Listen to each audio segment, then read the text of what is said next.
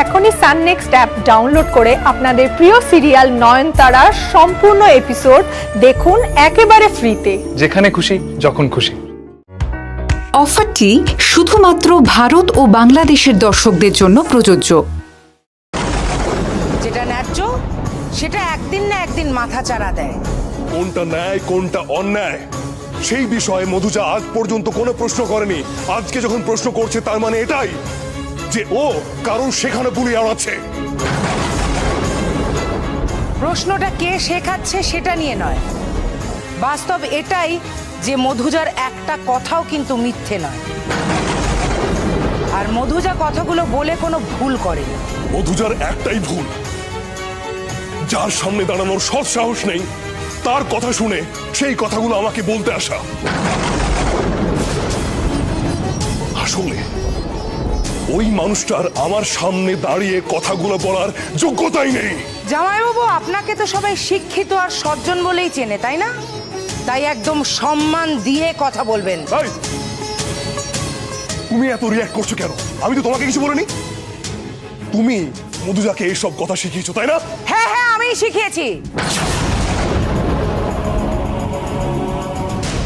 তুমি কি ভেবেছো মধুজার মনটা বিষিয়ে দিয়ে মধুজাকে দিয়ে আমাকে প্রশ্ন করিয়ে আমার বিরুদ্ধে আমার নামে একের পর এক অভিযোগ করে এই সংসারটা জ্বালিয়ে পুড়ে ছারখার করে দেবে?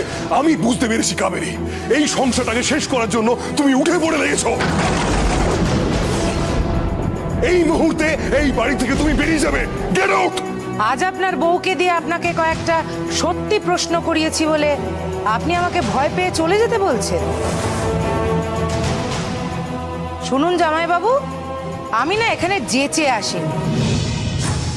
আপনি এই 20 বছর ধরে আমার দিদির মেয়েকে কেমন যত্নে রেখেছেন সেটা দেখবার জন্যই আমি এখানে এসেছি।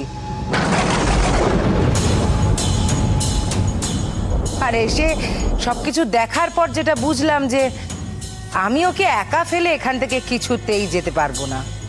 সবকিছু ঠিক করে তারপরই আমি এখান থেকে যাব। আমার সংসারের ব্যক্তিগত ব্যাপারে নাক গলানোর তুমি কে? কোনটা আপনার সংসারের ব্যক্তিগত ব্যাপার জামাইবাবু? তারা আমার দিদির মেয়ে, যার সাথে আপনি একটুখানি ভালো ব্যবহার তো দূরের কথা, একটু ভালো করে কথা অবধি বলেন না। আপনি আবার আমারই সামনে আমারই দিদির মেয়েকে সারাক্ষণ বকাবকি করছেন। তারা তার মায়ের গয়না পড়েছে বলে ওকে আপনি সবার সামনে অপমান করবেন? এগুলো আপনার সংসারের ব্যক্তিগত ব্যাপার। 20টা বছর ধরে তারা কিভাবে এই বাড়িতে কাটিয়েছে আমি কিন্তু এখন সব জানতে পারছি। শুনুন, এরপর থেকে তারার সাথে আর আপনি এরকম ব্যবহার করতে পারবেন না, মনে রেখে দেবেন। এরপর আপনি যতবার ওর সাথে কোনো অন্যায় করবেন ততবার কিন্তু আমি আপনার সামনে দাঁড়িয়ে আপনাকে আঙুল তুলে প্রশ্ন করব।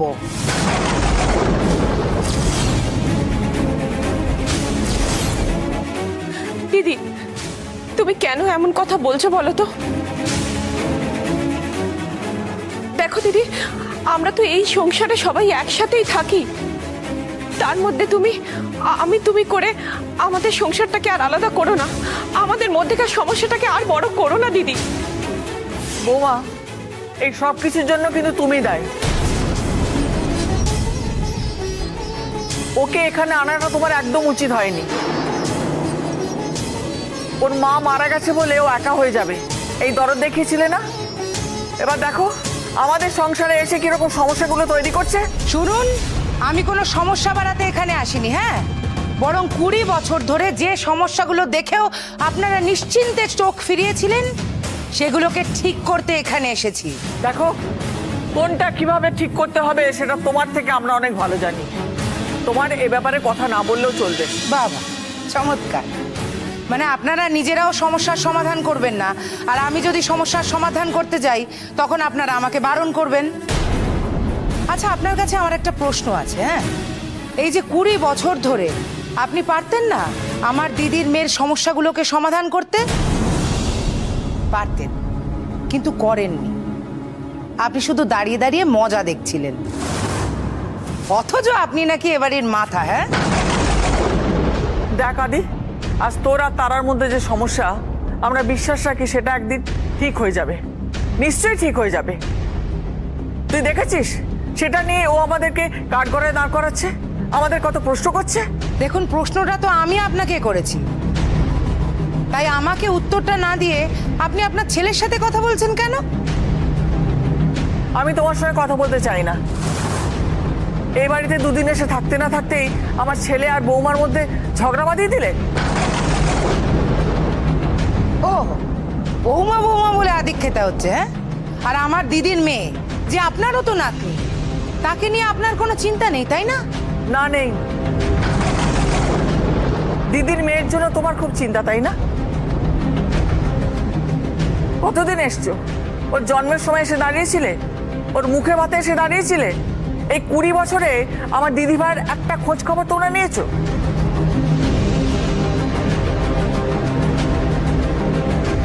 হঠাৎ দিদির মেয়ের প্রতি তোমার এত দরদ উঠে উঠলো যে তুমি আমাদেরকেই প্রশ্ন করছো। শোনো, এই দিদি ভাইকে এত বছর ধরে আমরাই কিন্তু বড় করেছি। তোমার থেকে বেশি আমি ওর জন্য চিন্তা করি, আর তোমার থেকে অনেক বেশি করে চাই ও যাতে ভালো থাকে। আহা, কি কথাই শোনালেন! চিন্তা করেন, ভাবেন, ভালো চান, তা তো কিছু করে করলেনটা কি? সেই তো তারা 20 বছর ধরে কষ্ট পেয়ে যাচ্ছে, আর আপনি পাথরের মতো দাঁড়িয়ে আছেন। কি? আমি পাথরের মতন দাঁড়িয়ে আছি? আমার দিদি ভাইকে জিজ্ঞেস করো তো ওর ঠাম্মি কেমন, আমি ওর জন্য চিন্তা করি কিনা। আমি বুঝতে পারছি না ওই মেয়েটাকে নিয়ে এত কথা হচ্ছে কেন। ওই মেয়েটার জন্য এত অশান্তি, এত সমস্যা। জন্ম থেকে যে মেয়েটা অপয়া, তার জন্য একের পর এক অশান্তি লেগেই আছে। অপয়া? তারা অপয়া? আমি যদি বলি অপয়া আপনি?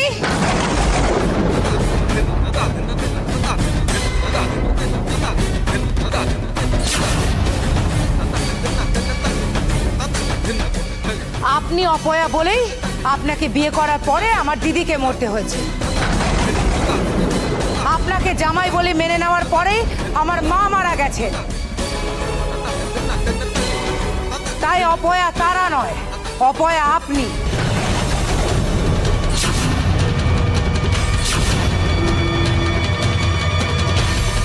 আমি অপয়া? তাহলে এই অপয়া লোকটার বাড়িতে তুমি কেন পড়ে আছো? বেরিয়ে যাও। বললাম না, যতদিন না তারা সঠিক বিচার পাবে, স্বীকৃতি পাবে, ততদিন আমি এখানেই থাকবো। এই মুহূর্তে তুমি এই বাড়ি থেকে চলে না গেলে তোমার জীবনটাই আর থাকবে না। এই মুহূর্তে তুমি এই বাড়ি থেকে চলে না গেলে তোমার জীবনটাই আর থাকবে না।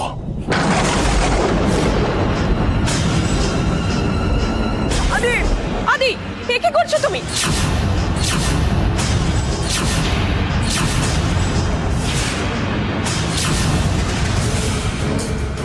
কি ভেবেছেন আমাকে বন্দুক দেখালেই আমি ভয় পেয়ে চলে যাব? শুধু দেখানোর জন্য আমি বন্দুকটা বের করিনি। তুমি যদি আর এক মুহূর্ত এই বাড়িতে থাকো তাহলে কিন্তু আমি সত্যি সত্যি গুলি চালাতে বাধ্য হব।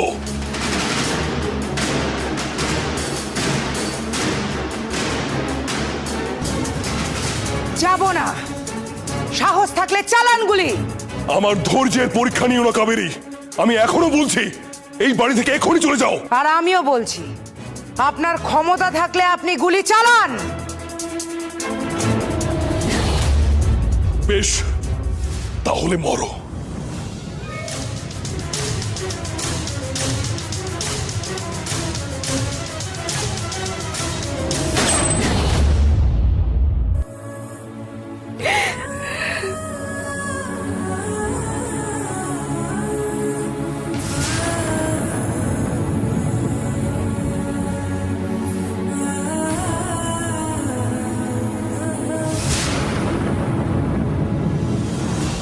দিদি,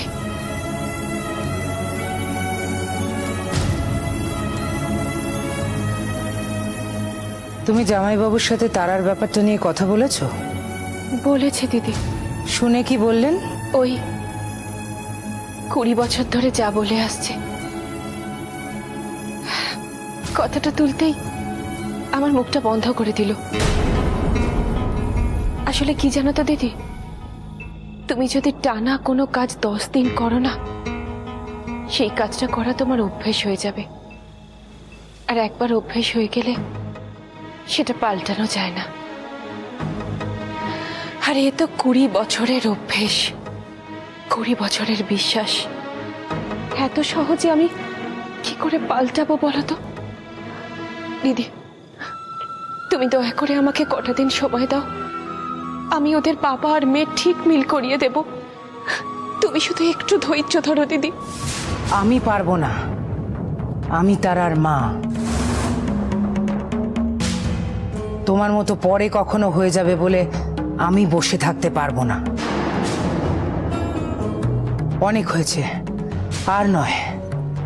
20 বছরের সমস্যা এবার শেষ করতেই হবে। আমিও তো তাই চাই, কিন্তু কি করব বলো, আমাদের ভাগ্য সেই দিনটা আসতে দিচ্ছে না। আচ্ছা, নিজে ভুল করে ভাগ্যের দোহাই দিচ্ছ কেন? কি জানো মধুজা, আমার মনে হয় যে তুমি মুখে এক আর মনে আর এক।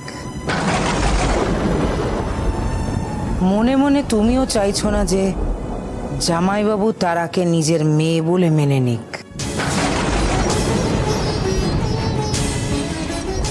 এটা তোমার ভুল ধারণা দিদি। আমি এতগুলো বছর ধরে শুধু চেয়েছি ওর বাবা তারাকে মেনে নিক।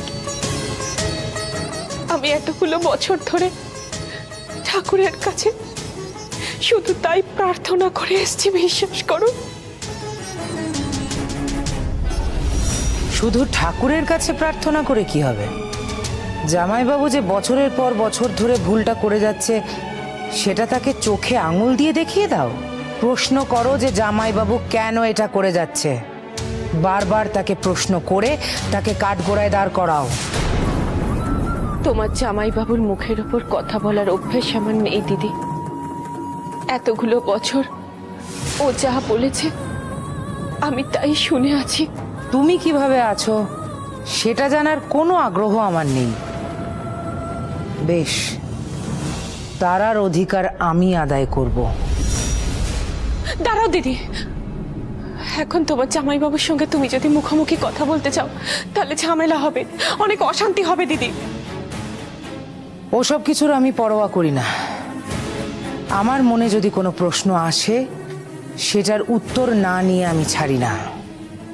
তাই জামাইবাবুর মুখোমুখি আমাকে হতেই হবে।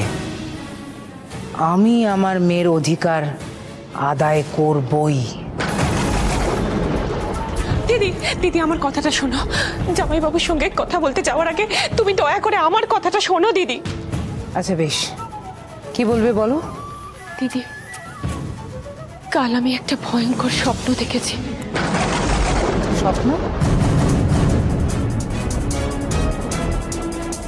আমার ধৈর্যের পরীক্ষা নিও না কাবেরী। আমি এখনো বলছি, এই বাড়ি থেকে এখনই চলে যাও। আর আমিও বলছি, আপনার ক্ষমতা থাকলে আপনি গুলি চালান। বেশ, তাহলে মরো।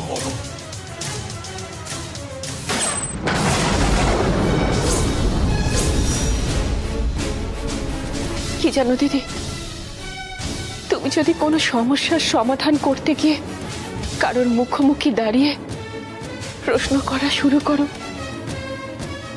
তাহলে প্রশ্ন করাটা খুব সহজ হয় গো, কিন্তু সেটা কোথায় গিয়ে থামবে আমরা কেউ জানি না। তার উপর আমাদের কারোর হাত থাকে না দিদি। একবার তর্ক শুরু হলে মানুষের হুঁশ থাকে না। আদি কিন্তু সাংঘাতিক দিদি। আদি রেগে গেলে অন্ধ হয়ে যায়, ওর কোনো হিতাহিত জ্ঞান থাকে না। ও একবার রেগে গেলে যা খুশি তাই করতে পারে।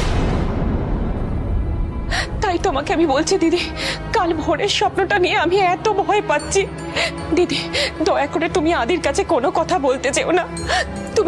তুমি সাবধানে থাকো দিদি, একটু মাথা ঠান্ডা রাখো প্লিজ দিদি, প্লিজ।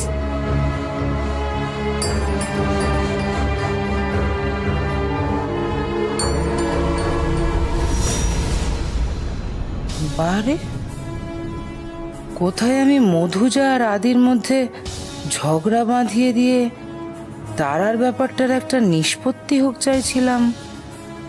এ তো দেখছি স্বপ্নের কথাটা বলে আমাকেই একবারে ঘেঁটে দিয়ে চলে গেল। তবে আমি ওর ওই স্বপ্নের নাটকে ভুলছি না। জামাইবাবুর মুখোমুখি আমাকে দাঁড়াতেই হবে। জামাইবাবুকে তারাকে মেনে নিতেই হবে।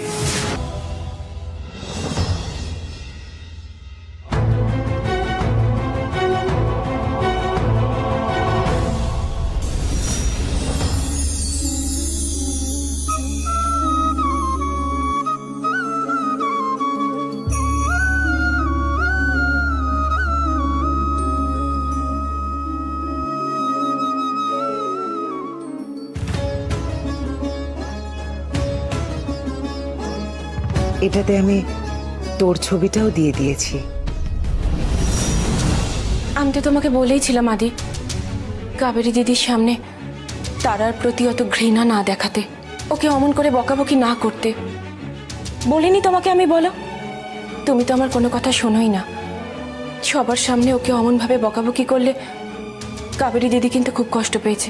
বেশ তো, ও যদি কষ্ট পেয়েই থাকে তাহলে ওকে বলো যে এই বাড়ি থেকে যেন চলে যায়, সব মিটে যাবে।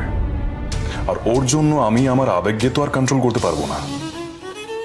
দেখো আদি, আবেগ থাকা ভালো, কিন্তু তাই জন্য নিজের মেয়েকে বারবার বকাবকি করতে হবে কেন? যখন ওর কোনো দোষই নেই তখন ওকে মেনে নিতে সমস্যা থাকা তো কথা নয়। সমস্যাটাই তো ও নিজে। সবকিছু জানার পরেও তুমি ওকে মেনে নিতে বলছো কি করে? আদি, আমাদের জীবনে কোনো কিছুই চিরস্থায়ী নয়। ভালো মায়ের মৃত্যুর মধ্যে দিয়ে তুমি সেটা অন্তত বুঝতে পেরেছো। জানো আদি, ভালো মার শেষ সময়ে তোমাকে দেখার জন্য কেন অতটা উতলা হয়ে উঠেছিল? ভালো মা চাইতো তুমি যেন তারাকে মেনে নাও। আর ভালো মায়ের সেই ইচ্ছেটাই আমার এতদিনের ইচ্ছে।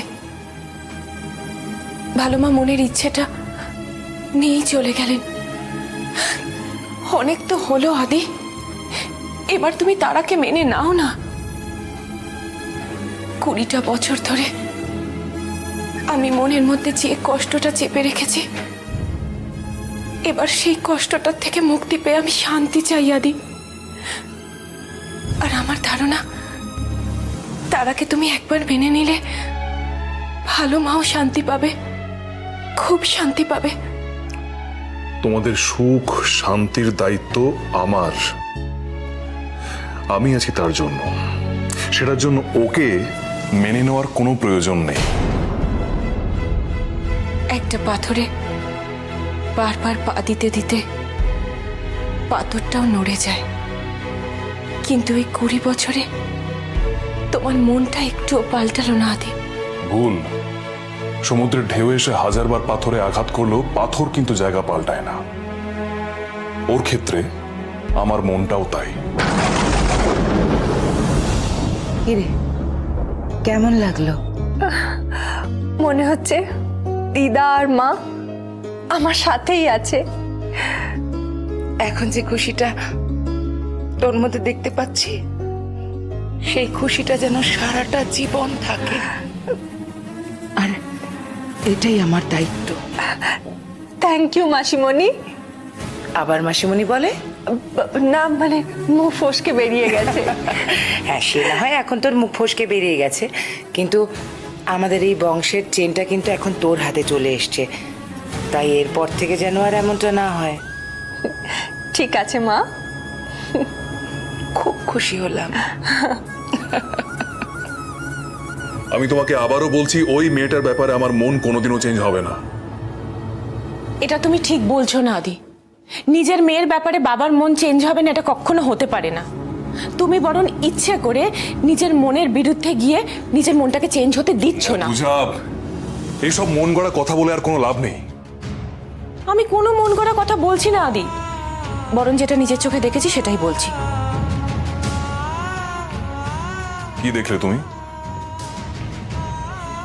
আশারপুরে যেদিন দিদির শাড়িটা পরে তারা তোমার সামনে এসে দাঁড়িয়েছিল, সেদিন তুমি তারার মধ্যে দিয়ে আভেরি দিদিকে দেখতে পেয়েছিলে।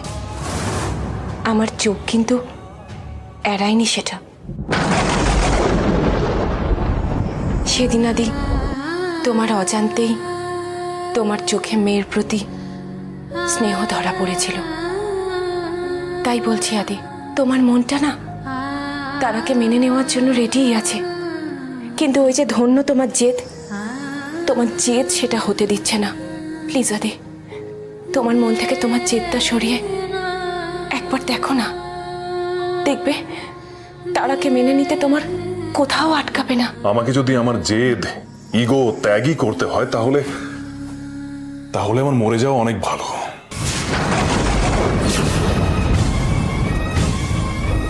শোনো, আভেরিকে হারানোর ক্ষত আমার মনে সারা জীবন থাকবে, আর যতদিন সেই ক্ষত থাকবে ততদিন ওই মেয়েটিকে আমি আমার পাশেও দাঁড়াতে দেব না। ওর জন্য আমি আমার আভেরিকে হারিয়েছি।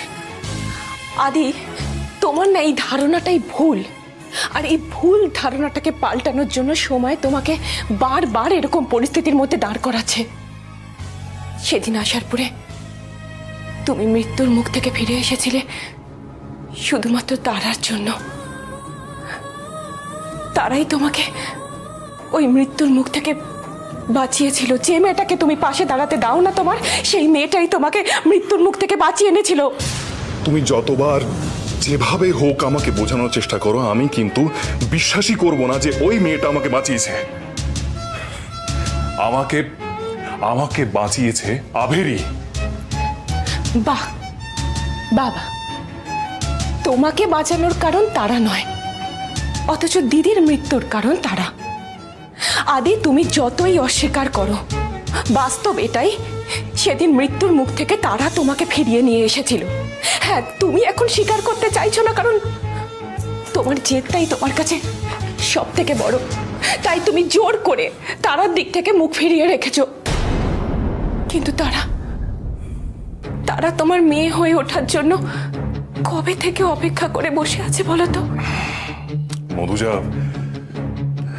আমি একবার নয়, হাজারবার মৃত্যুর মুখোমুখি হলেও আমি নিজেকে চেঞ্জ করব না, আর ওই মেয়েটাকে আমি জীবনে নিজের মেয়ে বলে স্বীকার করব না।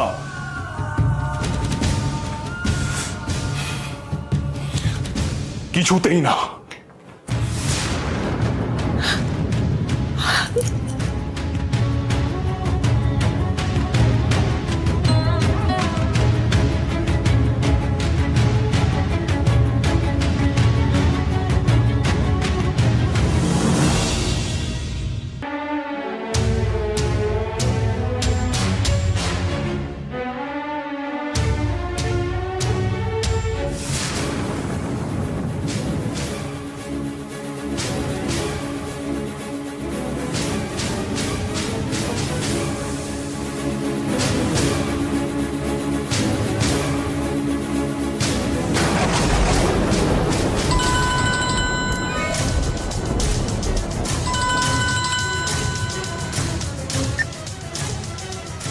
হ্যালো, হ্যাঁ, ওকে ওকে ওকে, আচ্ছা ঠিক আছে, আমি আর 10 মিনিটের মধ্যে অফিস পৌঁছাচ্ছি। সমুদ্র, হ্যাঁ স্যার। অফিসে আমরা আর্জেন্ট মিটিং আছে, এক্ষুনি যেতে হবে, তুমি গাড়ি বের করো। স্যাম, চেনটা নিন। দিন।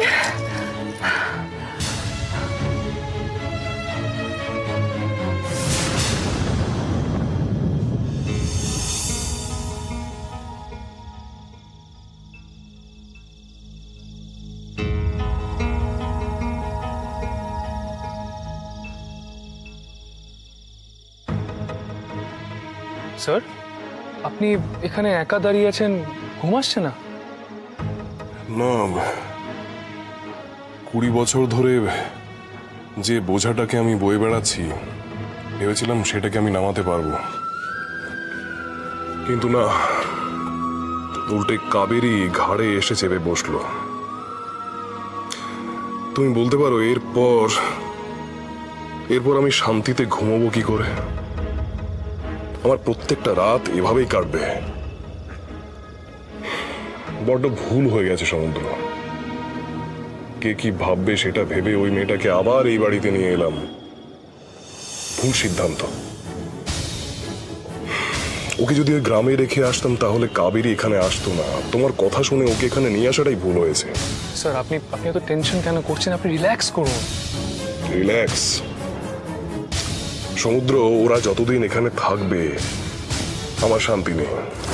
স্যার আমি ওদেরকে এই বাড়ি থেকে পাঠিয়েই ছাড়বো। কি করে? স্যার দেখুন, তারাকে আমরা ওর দিদার বাড়িতে রেখে আসতে চেয়েছিলাম, সেটা হয়নি। কিন্তু তারাকে রাখার জন্য কি শুধুমাত্র দিদার বাড়ি আছে? না স্যার, আরো অনেক জায়গা আছে। আমি তারাকে আর ওর মাসিকে এমন জায়গায় রেখে আসবো যেখান থেকে ওরা চাইলেও আর ফিরে আসতে পারবে না। আপনি আমায় শুধু কটা দিনের সময় দিন, আমি একটা প্ল্যান করে ওদেরকে এই বাড়ি থেকে বের করানোর ব্যবস্থা করব। স্যার আপনি ওদের বিষয়টা আমার উপরে ছেড়ে দিন, আপনি রিল্যাক্স করুন। বেশ, যেটা করবে সেটা তাড়াতাড়ি করো। Yes sir.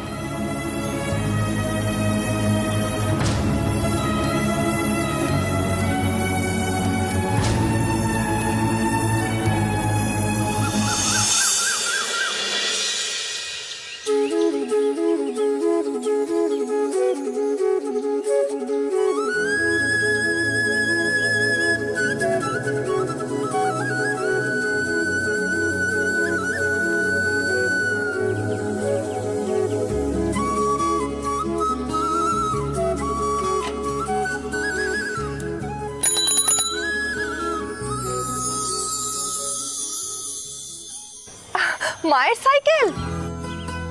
দিদি সাইকেলটা নিয়ে চলে এলে? হ্যাঁ গো দিদি, সমুদ্র দাদা নিয়ে আসতে বললো, তাই তো নিয়ে চলে এলাম। দিদা তো এটা কবেই তারাকে দিয়ে দিয়েছিল, তাই আমার মনে হলো তারার জিনিস তারার কাছেই থাকা উচিত, তাই আমি গোবিন্দদাকে দিয়ে সাইকেলটা আনালাম। কিন্তু আমি কি ভুল করেছি? না না, দিদির সাইকেলটা দেখে মনে হচ্ছে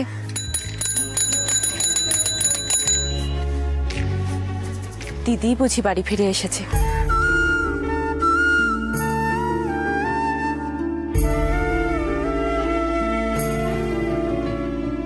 নয়ন তারায় ভালোবাসায় রেখো আমায়, নয়ন তারায় রেখো বাবা আমায়, নয়ন তারায় দিও ঢেকে স্নেহের চাদরে, না পাওয়া মায়ের আদরে, বাবা আছি পাশে কাছে ডাকো না, আমি তোমারই ছায়া তা দেখো না, একবার দেখো একবার বলো যাই মিশে পায়ের ধুলোয়, তোমার কোলে মাথা বলো মায়ের কথা ঘুমের গানে। তারা তো মনে হয় এখন মায়ের সাইকেল হাতে পেয়ে খিদে তেষ্টা সব ভুলে গেছে, কিন্তু আমাদের তো খিদে তেষ্টা আছে। ও গোবিন্দদা চলো, কত দূর থেকে এসেছো, হাত মুখ ধুয়ে খেয়ে নেবে, এসো চলো দিদি। কি খুশি তো? খুব। তাহলে এবার আমি কি পাবো? কি চান বলুন? ট্রিট। ট্রিট? কাল রাতে মটন বিরিয়ানি। Sorry Sam. ও হ্যালো ম্যাডাম, সরি থ্যাঙ্কস আমি কিছু মানবো না, ট্রিট আপনাকে দিতেই হবে। না সরি এই জন্য বললাম, আমি যেতে পারবো না। আপনাকে যেতেই হবে ম্যাডাম। আপনার মাথাটা খারাপ নাকি? রাত্রির বেলা বাড়ি থেকে বেরিয়ে বিরিয়ানি খেতে যাব? আমার হবে না। হাতটা ছাড়ুন, কেউ দেখে ফেলবে। ছেড়ে দেবো, আপনি বিরিয়ানিটা হ্যাঁ বলে দিন, ছেড়ে দেবো। আমি যেতে পারবো না। পারবেন? কাল আমরা যাচ্ছি বিরিয়ানি খেতে। আমি যাব না। যাবেন, বিরিয়ানি ট্রিট ফাইনাল কাল রাতে। বাই। কোনো চান্স নেই, আমি যাব না। আপনি যাচ্ছেন?